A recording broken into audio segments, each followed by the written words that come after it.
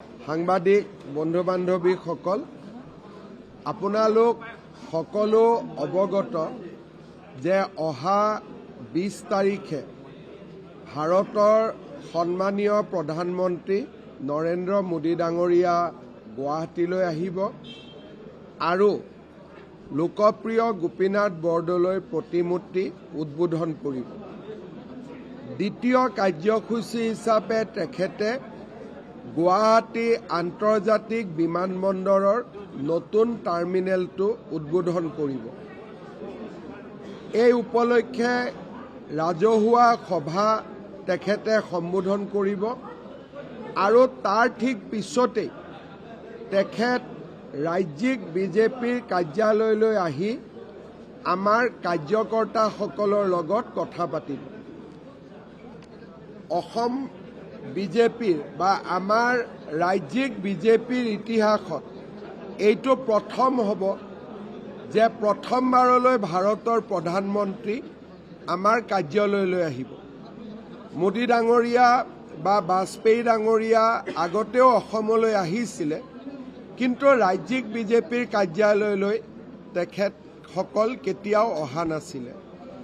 এইবাৰ আমাৰ বাবে এটা পৰম সৌভাগ্য যে মোদী ডাঙৰীয়া নিজে আমাৰ ৰাজ্যিক বিজেপিৰ কাৰ্যালয়লৈ আহিব। স্বাভাৱিকভাৱে ই আমাৰ বাবে এটা অত্যন্ত আনন্দৰ দিন হ'ব আৰু কাৰ্যালয়লৈ আহোঁতে এটা 1 কিলোমিটাৰ আমি তেখেতৰ সন্মানাৰ্থে আমাৰ কাৰ্যকৰ্তাসকলে ৰোড শ্ব'ৰো আয়োজন কৰিছে। সেইদিনাখনৰ কাৰ্যসূচী সামৰি 21 তাৰিখে ৰাতিপুৱা তেখেতে ব্ৰহ্মপুত্ৰত 25 গৰাকী মেধাৱী ছাত্ৰ ছাত্ৰীৰ সৈতে পৰীক্ষা পে চৰ্চা, পৰীক্ষাত কেনেকৈ সাজু হ'ব লাগে, প্ৰস্তুত হ'ব লাগে, তাৰ ওপৰত তেখেতে চৰ্চা কৰিব প্ৰায় আধা ঘণ্টা 40 মিনিট সময়। তাৰ পিছত তেখেত শ্বহীদ স্মাৰকলৈ আহিব, অক্ষয় বন্তিত শ্ৰদ্ধাঞ্জলি জনাব আৰু শ্বহীদ স্মাৰকত থকা মাৰ্টায়াৰ্ছ গেলাৰী বা শ্বহীদ গেলাৰীলৈ তেওঁ যাব। 860 গৰাকী শ্বহীদৰ প্ৰথমগৰাকী শ্বহীদ খৰ্গেশ্বৰ তালুকদাৰৰ প্ৰতিমূৰ্তিত তেখেতে মাল্য অৰ্পণ কৰিব আৰু মোদী ডাঙৰীয়াই যেতিয়া অক্ষয় বন্তিত মাল্য অৰ্পণ কৰিব, নেপথ্যত আমাৰ শিল্পীসকলে শ্বহীদ প্ৰণামোতুমা গীতটিও পৰিৱেশন কৰি থাকিব।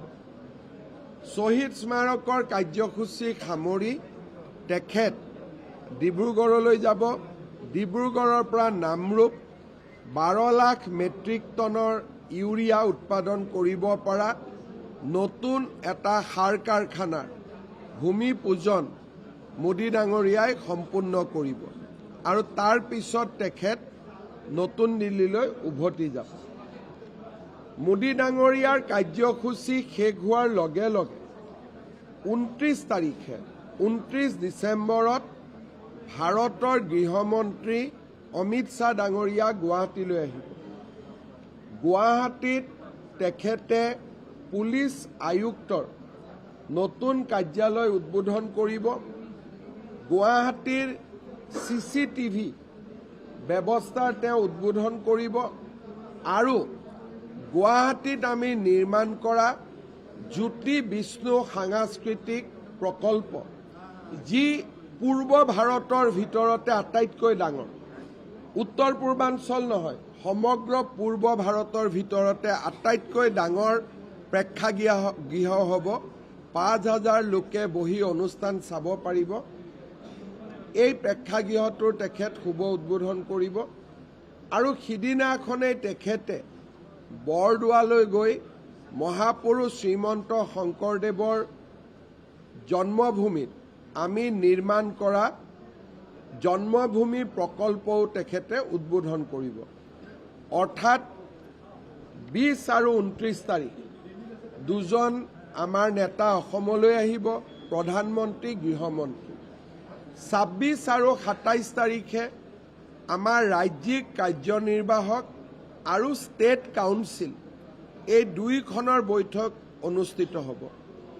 এই বৈঠকতো আমি আশা কৰিছোঁ যে আমাৰ নতুনকৈ নিৰ্বাচিত কাৰ্যকৰী সভাপতি নীতিন নবীন ডাঙৰীয়া, BL সন্তোষ ডাঙৰীয়া আৰু আমাৰ নিৰ্বাচনৰ বাবে বিশেষভাৱে নিযুক্তিপ্ৰাপ্ত প্ৰভাৰী বৈজয়ন্ত পাণ্ডা ডাঙৰীয়া, হৰীশ দ্বিবেদী ডাঙৰীয়া সকলো উপস্থিত থাকিব।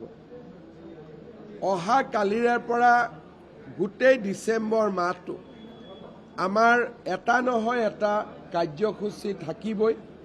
সেই বিষয়ে ৰাজ্যিক সভাপতি দিলীপ শইকীয়াৰ লগত আজি মই কাৰ্যকৰ্তাসকলৰ লগত বহি এটা আলোচনাত মিলিত হ'লোঁ। যোৱাকালি মই ডিব্ৰুগড়ত আমাৰ ডিব্ৰুগড় তিনিচুকীয়াৰ কাৰ্যকৰ্তাসকলৰ লগত আলোচনা কৰিছিলোঁ আৰু মই ভাবোঁ যে এই আটাইকেইটা কাৰ্যসূচী আমাৰ কাৰ্যকৰ্তাসকলৰ প্ৰচেষ্টাত সুকলমে পাৰ হৈ যাব।